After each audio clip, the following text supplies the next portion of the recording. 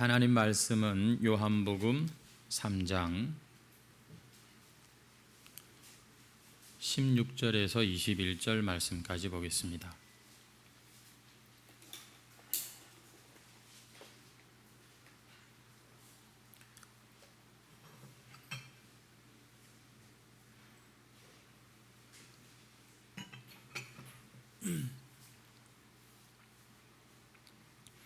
요한복음 3장 16절에서 21절 말씀까지 우리 다 같이 합독해서 읽겠습니다. 시작. 하나님이 세상을 이처럼 사랑하사 독생자를 주셨으니 이는 그를 믿는 자마다 멸망하지 않고 영생을 얻게 하려 하심이라. 그 아들을 세상에 보내신 것은 세상을 심판하려 하심이 아니요 그로 말미암아 세상이 구원을 받게 하려 하심이라. 그를 믿는 자는 심판을 받지 아니하는 것이요 믿지 아니하는 자는 하나님의 독생자의 이름을 믿지 아니하므로 벌써 심판을 받은 것이니라. 그 정죄는 이것이니 곧 빛이 세상에 왔으되 사람들이 자기 행위가 악함으로 빛보다 어둠을 더 사랑한 것이니라. 악을 행하는 자마다 빛을 미워하여 빛으로 오지 아니하나니 이는 그 행위가 드러날까 함이요 진리를 따르는 자는 빛으로 오나니 이는 그 행위가 하나님 안에서 행한 것임을 함이라 하시니라. 아멘. 오늘 본문 말씀으로 이미 일어난 심판과 구원, 이런 제목으로 함께 은혜를 나누도록 하겠습니다. 오랜만에 이렇게 다 같이 함께 예배할 수 있어서 너무 감사하고 또 너무 반갑고 너무 참 기쁜 그런 시간입니다. 마스크를 썼지만 그래도 여러분들의 모습을 보고 참 은혜가 되고 그렇습니다. 한번 우리 옆에 있는 분들 한번 인사하시죠. 보고 싶었습니다. 예. 우리 권종욱 집사님 수술하신 이후에 지금 아마 처음으로 이렇게 나오게 되신 것 같아요. 2번 수술하시고 이제 아직도 아마 걷는 게 불편하실 텐데 계속해서 더 건강한 그런 활동하실 수 있기를 기도하겠습니다. 그 외에도 뭐 한 분 한 분 이렇게 참 반갑고 감사합니다. 한 가지 좀 이제 저한테 어려움이 하나 있다면 여러분들이 이제 마스크를 쓰고 계시니까 사실 여러분들의 표정을 정확하게 제가 보기가 좀 어렵습니다. 그래서 혼자서 그냥 이렇게 막 진도를 나가는 것 같은 그런 기분이 들 때가 있거든요. 여러분들이 좀 이렇게 눈빛으로도 아마 통하지 않을까 싶은데 좀 이렇게 따라오고 있는 그런 표시를 좀 해주시면 좋아요. 이렇게 한번 해보시죠. 고개를 한번 끄덕끄덕 한번 해보시겠습니까? 오늘 우리가 이제 살피려고 하는 본문은 특별히 요한복음 3장 16절 말씀은 너무도 잘 알고 있고 또 아마 암송하는 분들도 많이 계실 겁니다. 어떤 제가 책에 보니까 이 절에 스님들도 요한복음 3장 16절을 이렇게 외운다고 하는 그런 글을 본 적이 있습니다. 한번 우리 다시 한번 3장 16절 읽겠습니다. 시작. 하나님이 세상을 이처럼 사랑하사 독생자를 주셨으니 이는 그를 믿는 자마다 멸망하지 않고 영생을 얻게 하려 하심이라.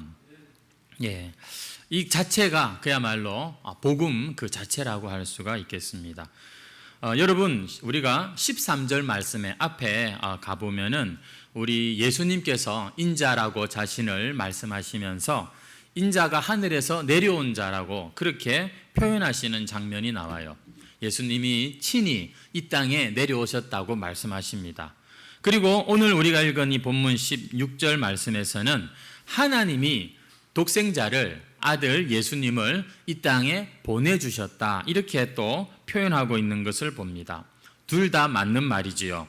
예수님께서 자발적인 순종으로 이 땅에 오신 것이니까 내가 내려왔다라고 말할 수 있고 또 하나님 아버지의 우리가 지난주에 살폈지만 하나님의 그 놀라운 계획하심 그 뜻하고 예정하심 가운데 아들 성자 하나님께서 기꺼이 순종하시고 그 계획에 따라 오셨기 때문에 하나님이 또 보내셨다, 이렇게도 말씀을 드릴 수가 있는 것이죠.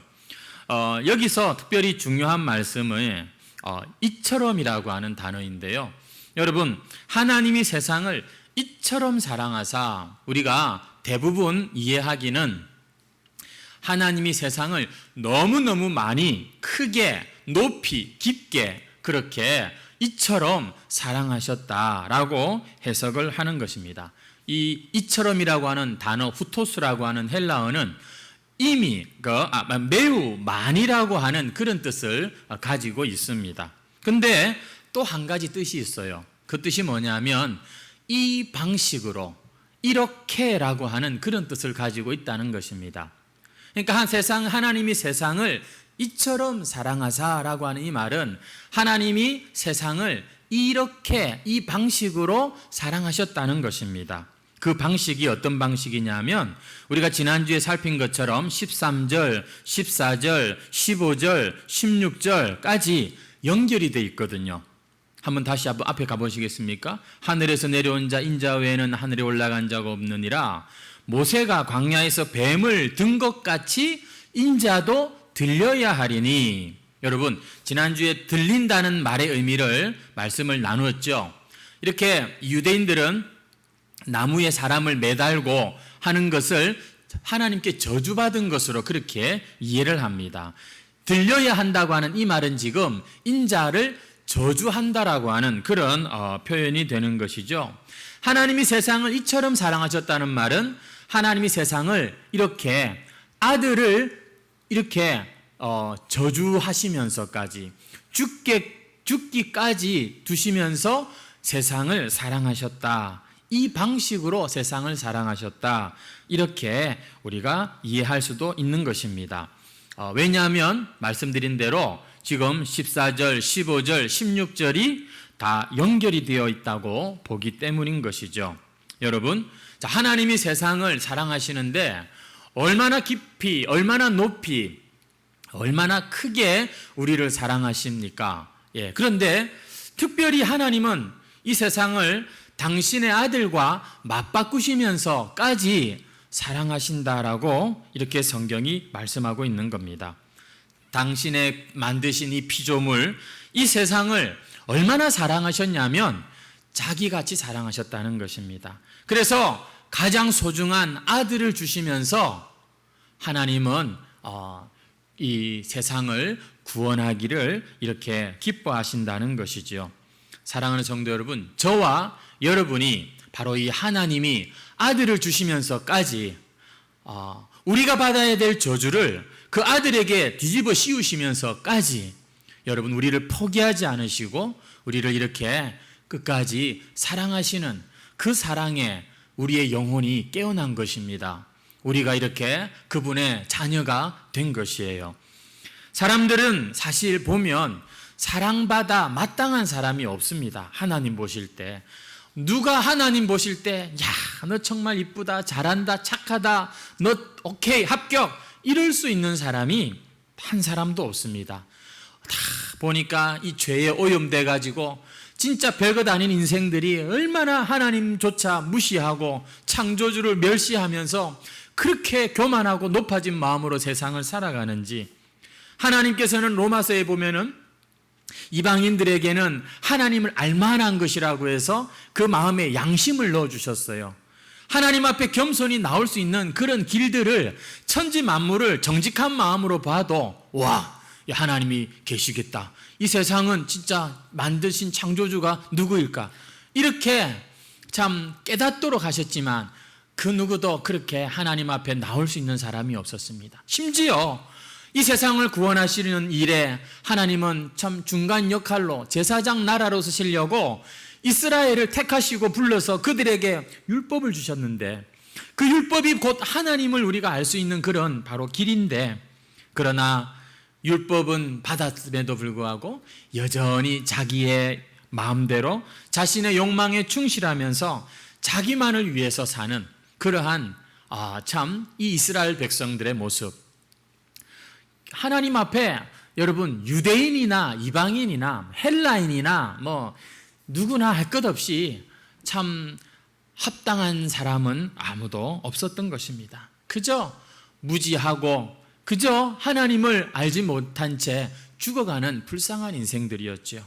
그런데 하나님께서는 이 사랑받을 자격이 없는 정말 이 인생들을 무슨 이유에선지 그토록 사랑하시고 아들을 주시기까지, 여러분, 그 아들을 죽음의 고통에 넘기시면서까지 이렇게 하나님이 세상을 이처럼 사랑하셨다라고 하는 것입니다.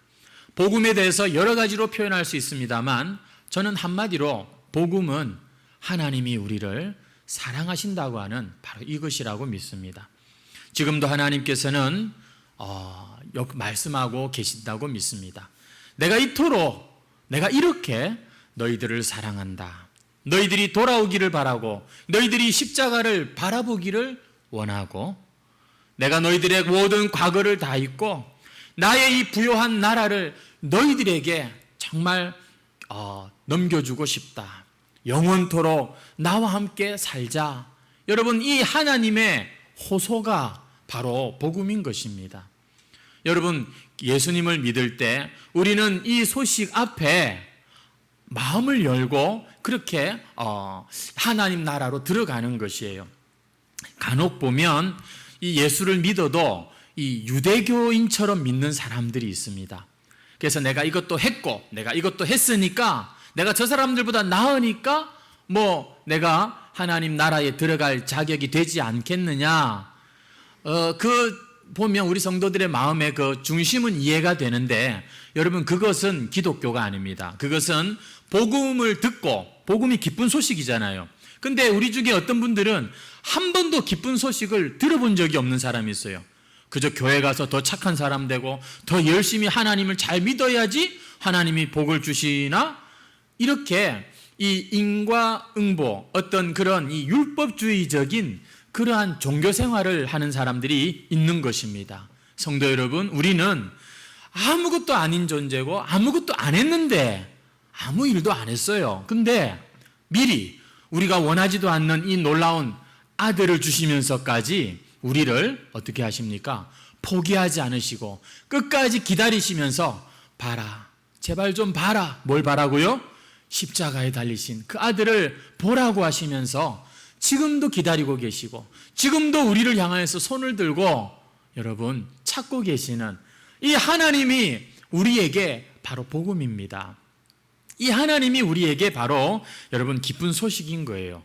오늘도 우리 예수님을 믿는 사랑하는 성도 여러분, 처음부터 우리가 뭘 해가지고서 그 나라에 들어가는 게 아니라니까요.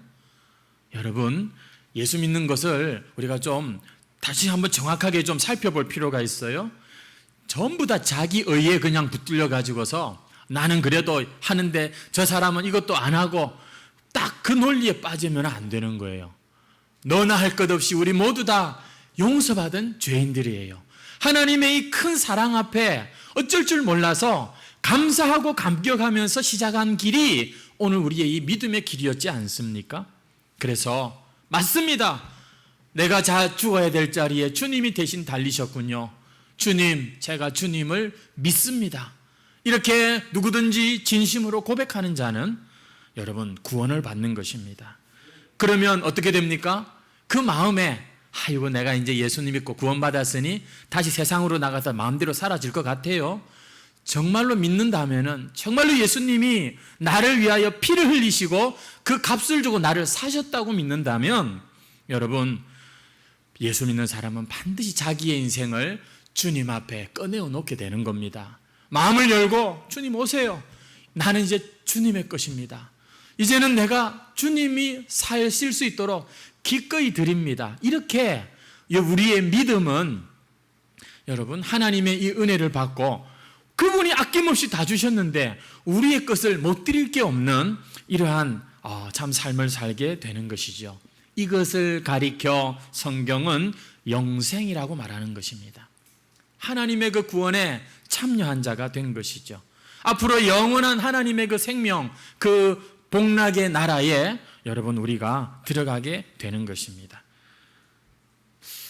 한번 우리 다시 요한복음 3장 16절 말씀을 읽겠습니다. 시작. 하나님이 세상을 이처럼 사랑하사 독생자를 주셨으니 이는 그를 믿는 자마다 멸망하지 않고 얻게 하려 하심이라. 여러분, 이 영생에 모두 다 참여하시기를 주의 이름으로 축원합니다.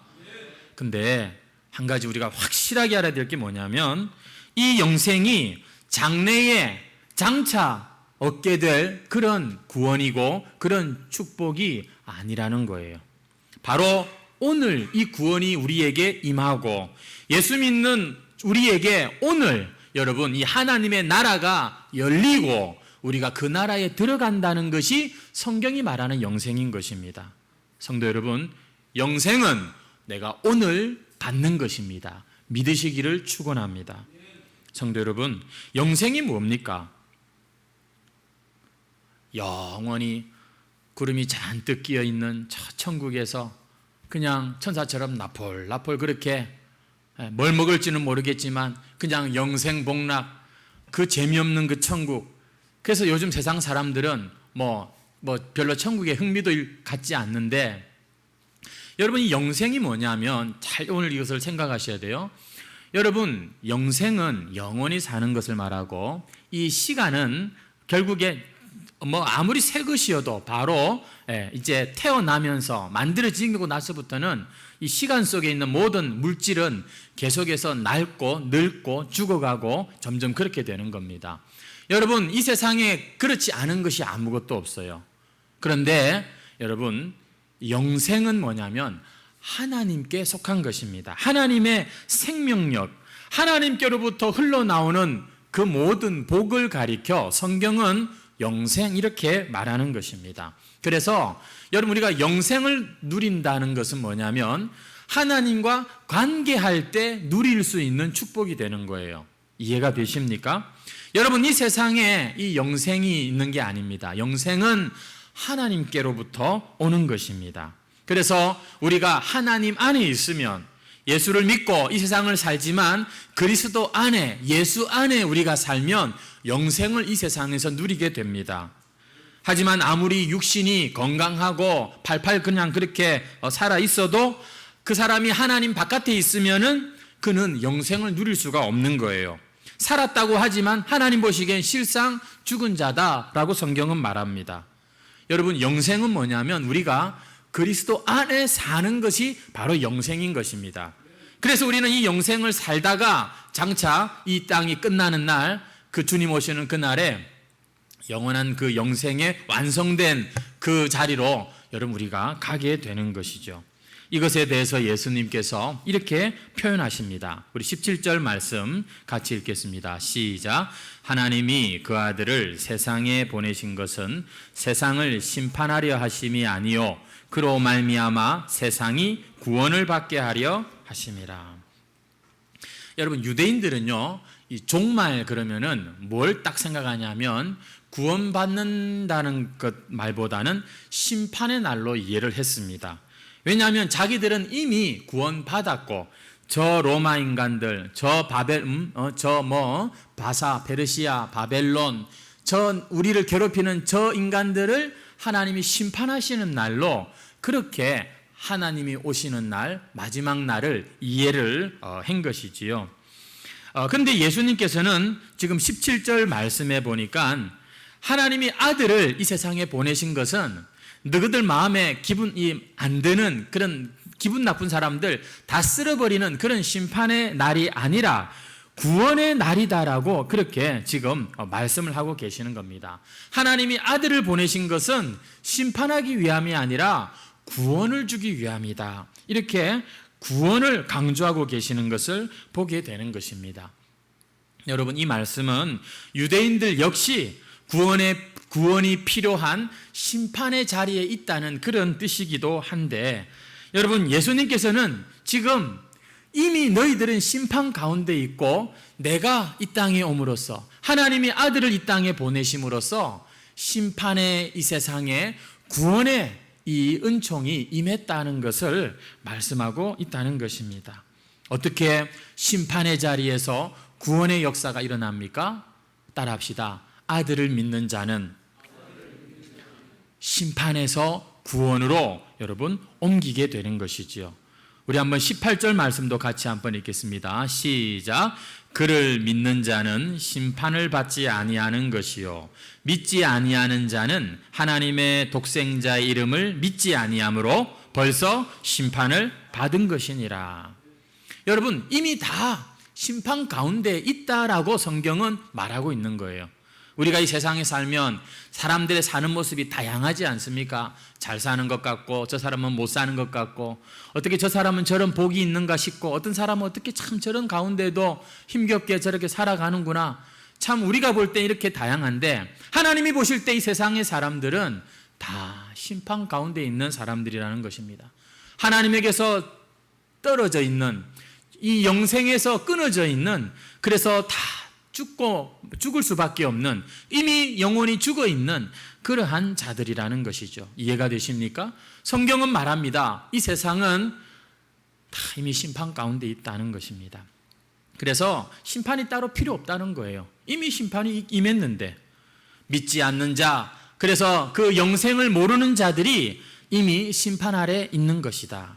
여러분, 우리가 이 말씀을 들으면은 한번 좀 생각을 해봐야 되는 것입니다. 예를 들어서 어떤 사람이 하나님을 필요로 하지 않을 정도로 잘 사는 사람이 있어요. 저 사람은 도대체 무슨 복을 저래 타고났는지, 아니면은 참 다른 종교에서 말하는 것처럼 전생에 무슨 나라를 구한 일이 있는지, 야, 참 저 사람은 뭘 해도 다 잘 되고 저렇게 돈도 많고 저렇게 자식들도 잘 되고 참 부럽다, 참 좋겠다. 정말로 하나님을 필요하지 않을 정도로 잘 나가는 그런 사람들, 정말 마음껏 돈 써가면서 인심 그냥 이렇게 써가면서 그렇게 세상을 재밌게 사는 사람들을 볼 때, 여러분, 우리가 야, 부럽다, 행복하다 이렇게 생각을 할 수가 있겠지요. 하지만 성경은 말합니다. 그런 인생이 좋은 인생이 아니라는 거예요. 왜냐하면 하나님을 필요로 하지 않고 하나님의 이름을 부를 이유도 없는 완전 이 세상에 최적화된 그런 사람들의 삶, 바로 심판 아래 있는 삶이다, 이렇게 말하고 있는 거예요. 왜죠? 그 사람은 그 아들을, 그 특별하신 그 아들의 이름을 부를 이유도 없고 찾을 이유도 없는 사람이기 때문입니다. 반대로 참 하루도 하나님하고 찾지 않으면은, 하나님을 부르지 않으면은 견딜 수가 없고 참 힘이 나지 않는 그런 고난 속에 있는 사람, 어려움 가운데 있는 사람, 여러분, 그런 사람들을 가리켜 성경은 참 은혜가 있다, 이렇게 말을 하는 것입니다. 여러분, 이것은 제 말도 아니고 성경이 그렇게 말씀을 하는 거예요.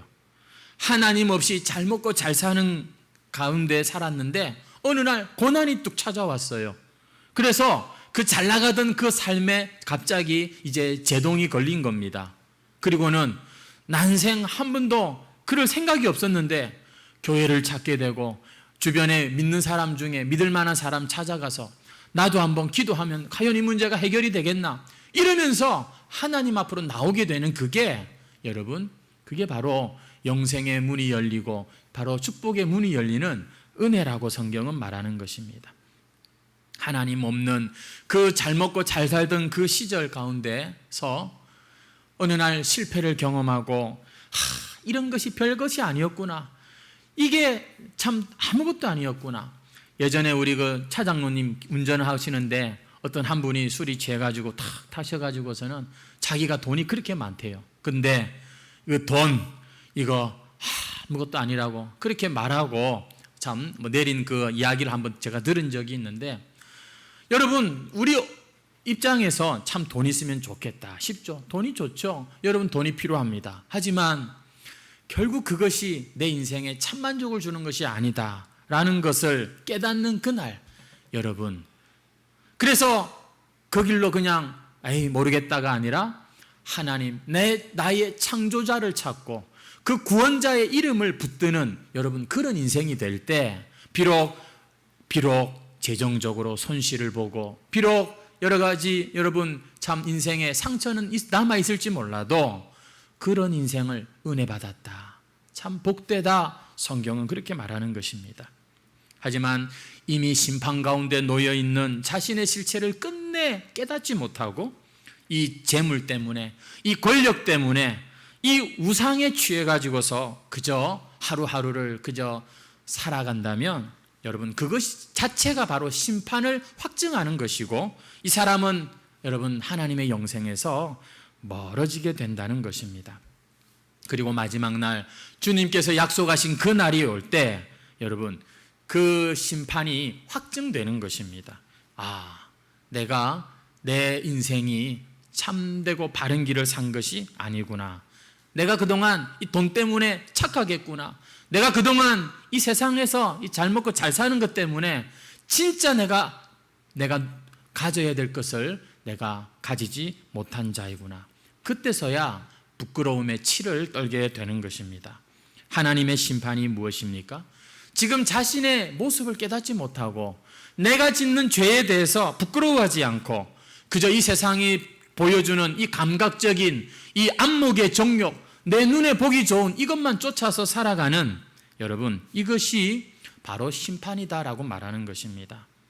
하나님께서 심판하시는 건 무섭습니다. 왜냐하면 그 심판의 모습, 그 모습을 그냥 그대로 살게 하시기 때문입니다. 그거를요, 차라리 거둬가시면 정신이라도 차릴 수 있을 텐데 그냥 그 상태로 그대로 살면서 여전히 섬기기보다는 섬김을 받으려 하고, 인간성이 파괴될 정도로 어떨 때는 막 분노하고 막 누군가를 미워하고, 그러다가 또 깊은 허무에 빠지기도 하고 외로움에 빠지기도 하고 다른 사람과 비교에 시달리고 사람들의 환호와 인정에 집착해서 어떻게 해서든지 나를 좀 더 높이려고 드러내려고 안다라는 이런 애처로운 욕구 충족을 계속해서 살면서 추구하지만, 그러나 내 영혼에서 차오르는 하나님이 주시는 이 참된 것은 끝끝내 맛보지 못하게 하고 이 썩어질 세상 끝에 우리를 그냥 내버려 두시는 것, 여러분, 이게 심판인 거예요. 이것이 하나님께 속하지 않고 땅에 속한 바로 모습인 것입니다. 교리로 말하면 선택의 반대말이 유기라고 하죠. 유기 뭐예요? 내버려 둔다는 겁니다. 오늘 이 좋은 날씨에 하나님의 예배의 자리에 여러분 이렇게 나오는 이것이, 여러분, 이게 보통 사건이 아닌 것입니다. 성도 여러분, 어떨 땐 우리의 의지보다도 우리 안에 계시는 그 성령님의 의지가 강력하셔서 우리를 영생의 길로, 영원히 사는 길로 이끄시는 거예요. 여러분, 우리가 이 영에 참 민감하시고 인도를 잘 받아야 되는 것입니다. 그래서 예수님께서는 이것에 대해서 빛과 어둠이라는 걸 가지고서 지금 설명을 하고 계십니다. 우리 19절에서 20절 말씀 한번 같이 읽겠습니다. 시작. 그 정죄는 이것이니 곧 빛이 세상에 왔으되 사람들이 자기 행위가 악함으로 빛보다 어둠을 더 사랑한 것이니라. 악을 행하는 자마다 빛을 미워하여 빛으로 오지 아니하나니 이는 그 행위가 드러날까 함이요. 예수님께서는 앞에 8절에서 3장 8절에서 바람을 비유로 들어서 성령에 대하여 설명을 하신 적이 있는데, 지금 이 빛과 어둠의 이 비유를 가지고서 하나님 나라에 속한 자와 그리고 세상에 속한 자를 구분하고 계시는 것을 봅니다. 영에 속한 자와 육신에 속한 자, 하늘에 속한 자와 땅에 속한 자, 하나님이 보실 때는 딱 그렇게 구분이 되신다는 거예요. 사랑하는 성도 여러분, 이 세상이 빛으로 오시고 참 우리를 대신하여 죽기 위하여 오신 예수님을 왜 받아들이지 않을까요? 왜 그 예수님을 거부하고 심지어 조롱하는 것일까요? 왜 지금도 예수님을 십자가에 계속해서 못 박는 이러한 세상인 것일까요? 그 이유가 여러분 다른 게 아닙니다. 하나님이 우리를 사랑하시고 우리에게 구원의 문을 활짝 열어주셨지만 사람들이 이 빛으로 나오기를 싫어하는 거예요. 빛이 아니라 이 세상을 더 원하고 내 안에 이 욕망을 더 해결하기 원해서 거기에 마음을 열고 그것들을 받아들이면서 살기 때문인 것입니다. 말로는 내가 아직까지는 제가 좀 바빠서 예수님을 영접할 수 없고 또 다음에 시간 되면 제가 교회를 나가겠다 그러고, 심지어 교회를 다니는 사람들 중에도 내가 지금은 좀 이렇지만 내가 다음에 더 열심히 할 것이고, 여러분 이런 말들이 다 핑계요 변명에 지나지 않는 이유는 난 아직까지 내 삶의 방식을 포기하기 싫다 이겁니다. 내가 틀렸다, 내가 죄인이다 이런 소리 하기 싫다는 거예요. 왜 내가 지금까지 살아온 게 잘못 살아온 거냐? 나는 여전히 내 인생의 주인이고 이 삶의 주도권은 내게 있어야 나는 가장 안정감을 누리는 사람이다. 성도 여러분, 이것이 어른들한테서만 나오고 돈 있는 사람들한테서만 나오는 고백인 줄 아십니까? 애가 조금만 크면은요, 대번에 엄마한테도 막 그냥 이 자아가요 막 살아나면서 막 그냥 대들고 그렇지 않습니까? 내 인생은 나의 것 이러면서 막 그렇게 사람 안에는 이런 이 것이 하나님의 이 사랑을 여전히 거부하게 하고 이 복음, 이 빛으로 나오지 못하게 하는 이유가 된다는 것입니다. 그래서 19절에 보면 사람들이 자기 행위가 악함으로 빛보다 어둠을 더 사랑한 것이니라.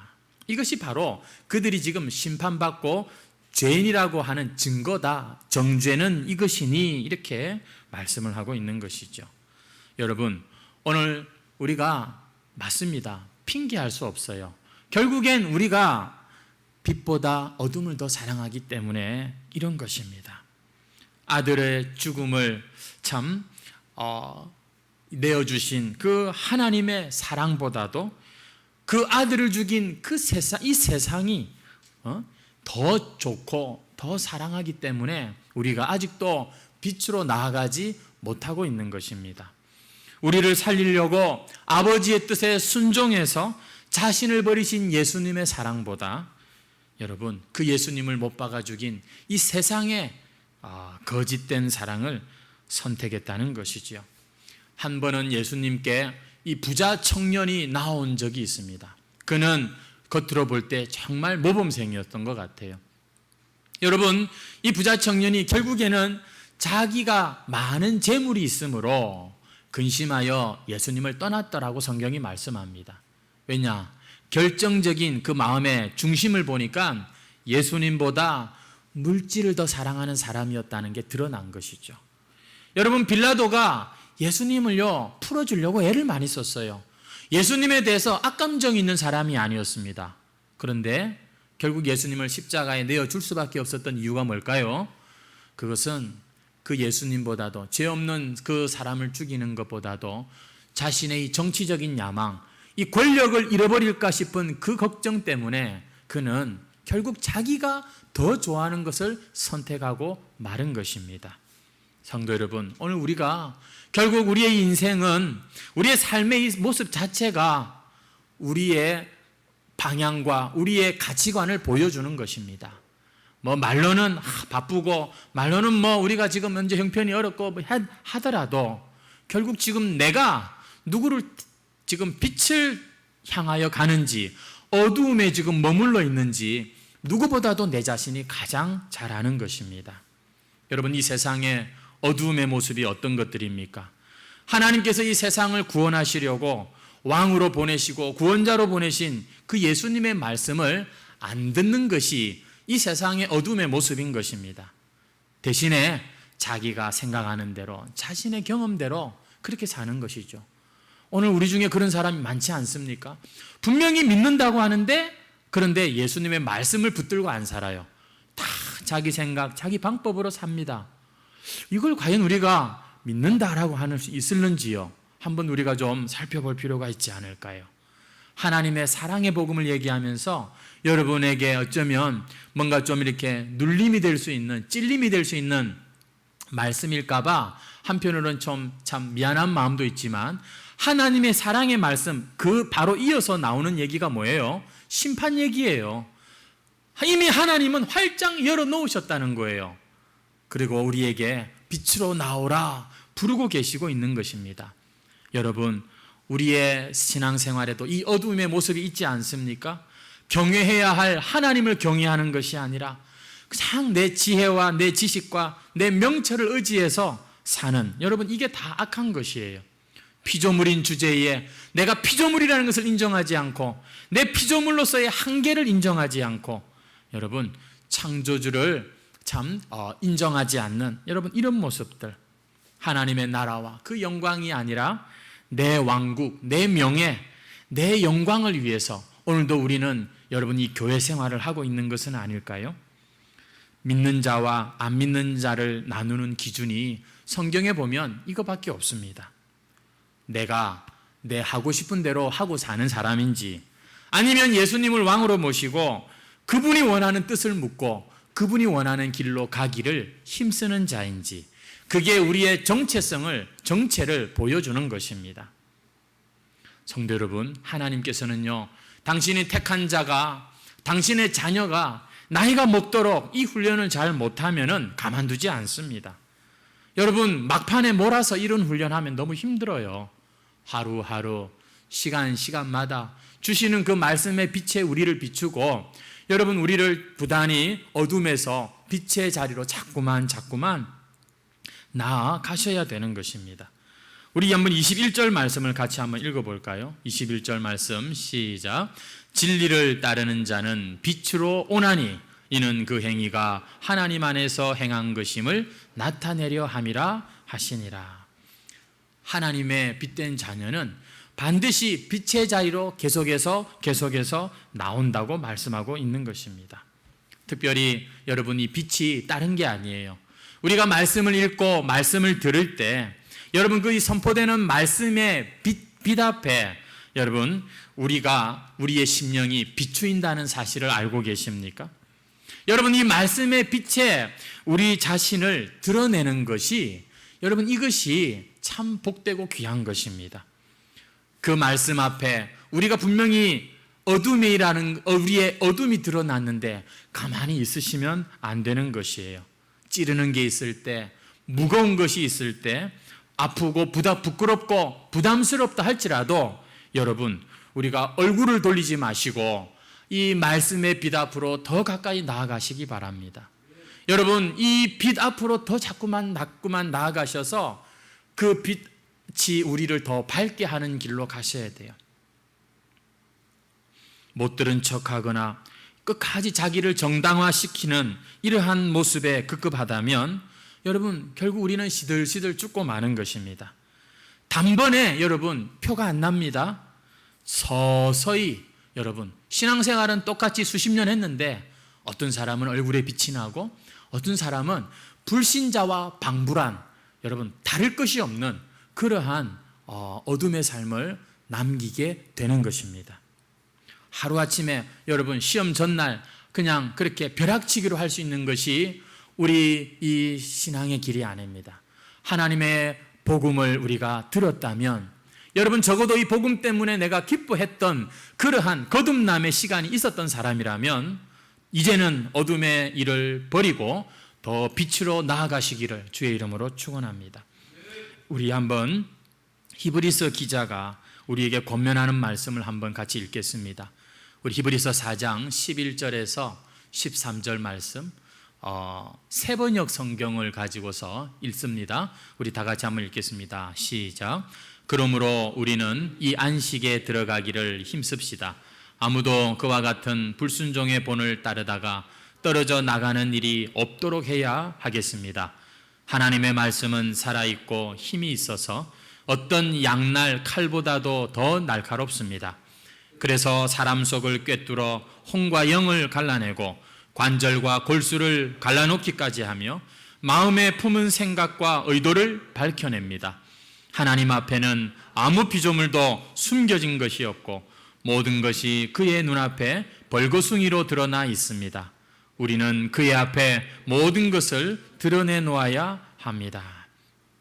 여러분, 우리가 심판날에 벌거벗은 것 같이 다 그렇게 드러나기 전에 말씀의 빛 앞에서 날마다 벌거벗는 것 같이 자기를 살필 수 있어야 지혜로운 사람입니다.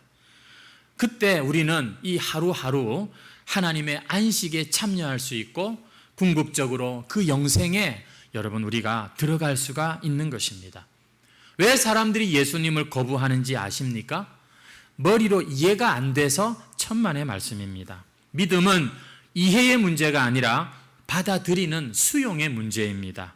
진리를 알지만 진리를 자신의 삶에 적용하지 않는 사람들이 너무 많습니다. 나 자신도 바꾸지 못하는 복음을 어떻게 다른 사람들한테 전할 수가 있겠습니까? 교회가 이 복음을 전해야 되는데 어떻게 우리가 여러분 이 참 겉만 핥고 이 형식적인 이러한 신앙생활로 다른 사람을 구원할 수가 있겠냐고요. 오늘 말씀은 분명 하나님의 사랑을 선포하지만 우리에게 결단을 촉구하는 말씀입니다. 이 진리 앞에 이 하나님의 사랑을 헛되게 하지 마라. 값싼 것으로 하지 마라. 결정해라. 이 진리 앞에 너는 무엇을 택할 것이냐. 계속해서 이 진리를 외면하지 않고 이제는 주님을 따르는 자가 될 것이냐, 아니면은 계속해서 외면하고 그냥 거부하고 그냥 내 방식대로 여전히 이 길을 갈 것이냐. 자기를 깨닫고 인정하고 그리고는 하나님을 의지하고 하나님의 영광을 여러분 따르려는 사람과 그렇지 않은 사람들로 세상 이 진리는 반드시 사람을 구분합니다. 우리 20절, 21절 말씀 한번 다시 한번 읽겠습니다. 시작. 악을 행하는 자마다 빛을 미워하여 빛으로 오지 아니하나니 이는 그 행위가 드러날까 함이요 진리를 따르는 자는 빛으로 오나니 이는 그 행위가 하나님 안에서 행한 것임을 나타내려. 사랑하는 성도 여러분, 우리가 살다 보면 알면서도 참 안 되는 일들이 너무 많습니다. 내 뜻대로 안 되는 게 정말 세상 사는 일인 것 같습니다. 어떤 분들은 이 술 문제가 해결이 안 되고 어떤 사람은 이 음란 문제에 빠져 있으면서 이게 아닌 줄 알면서도 계속해서 그 길을 돌이키지 못하는 그러한 사람들이 많은 것을 봅니다. 이 부정한 재물이 정말 이게 얼마나 하나님 앞에 큰 죄인지를 알지만 여기에서 쉽게 빠져나올 수 있는 사람이 또한 우리 가운데 많지가 않습니다.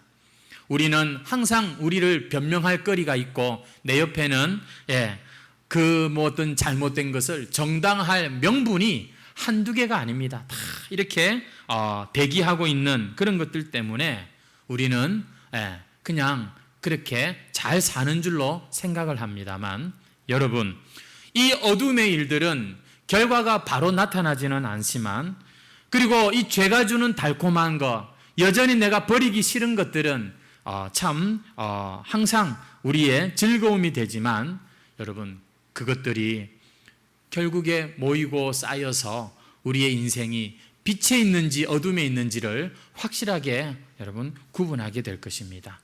오늘 우리가 무엇을 해야 합니까? 여러분, 주님 앞에 상하고 애통하는 심령, 하나님 앞에 내가 이 사랑의 복음을 들었음에도 불구하고 여전히 어둠 가운데 살았음을 회개하시고, 여러분 죄스러운 마음, 절망적인 이 심정을 가지고 주님 앞에 여러분 엎드리시고 예수님을 찾는 자들이 되시기를 바랍니다. 그러면 여러분 누구든지 다시 그 영생을 회복하게 되는 것입니다. 그러면 차츰차츰 우리 안에 성령의 열매가 맺히고 그 열매가 결국 내가 빛의 사람이라는 것을 증명해 줄 것입니다. 하지만 끝내 빛을 거부하고 그냥 나는 내 마음, 내 생긴 대로 내 마음대로 살고 싶어요. 진리를 거부하는 사람들은 이 자기의 어둠을 감추기 위해서 더 짙은 어둠을 선택하게 되고 마는 것입니다. 믿는다 하지만 여전히 그 안에 있는 수치심, 죄책감, 절망감, 두려움. 성경은 기뻐하고 감사하고 참 충만하다고 말씀하는데 그런 것을 맛보지 못하고 오히려 세상에 더 자극적인 것을 찾아 헤매고 있는 그런 방황하는 영혼이 오늘 우리 가운데 계시다면, 여러분, 보라, 지금은 은혜 받을 때요. 보라, 지금은 구원의 날이로다. 하나님의 이처럼 사랑하시는 이 사랑의 음성에 여러분의 영혼들이 반응하시기를 주의 이름으로 축원합니다. 지금도 예수님은 소망 없는 이 어둠의 땅에 빛으로 빛나고 계시는 분이십니다. 누구든지 그 빛을 향하여 고개를 들면 광야에서 노뱀을 들고 여러분 죽어가던 자가 살아난 것처럼 우리는 살아나게 되는 것입니다. 솔직히 저는 아직도 창조주가 피조물을 위해서 그 아들을 죽음에 내어주신 이 사건을 제 머리로 다 이해할 수 없다고 고백합니다. 그저 깨달은 만큼 여러분과 나누고 있고, 그리고 저는 찬양했고, 그리고 참 감사할 뿐입니다.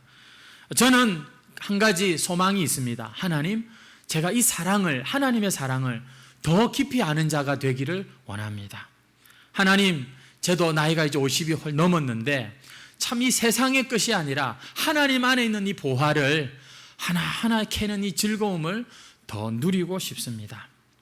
근데요, 놀라운 것은 제가 그 사랑을 하나 발견하고 하나를 아니까 제 안에 어둠이 하나가 사라진 것을 보았습니다. 제 안에 이 내 힘으로 해결할 수 없었던 그 죄의 문제가 하나 결박이 끊어지는 것을 보았어요. 그래서 여러분들에게도 이 시간 도전합니다. 요한복음 설교를 지금 우리가 이제 아직도 3장을 하고 있는데, 저는 이 요한복음을 통해서 하나님이 우리 안에 귀하고 놀라운 일을 행하실 것을 믿고 기대합니다. 여러분, 저와 함께 말씀을 통해서, 이 예배를 통해서 하나님의 이 사랑을 점점 알아가는 우리 해광교회 교우들이 되시기를 주의 이름으로 축원합니다. 우리의 힘으로는 안 돼요. 하지만 그 어둠의 옷을 이제는 벗으셔야 할 때가 됐습니다. 빛 대신 주님께 나아가셔서 한번 주님과 함께 우리의 남은 인생의 시간들을 한번 멋지게 살아가는 저와 여러분 되시기를 주의 이름으로 축원합니다. 찬송가 294장 찬송입니다.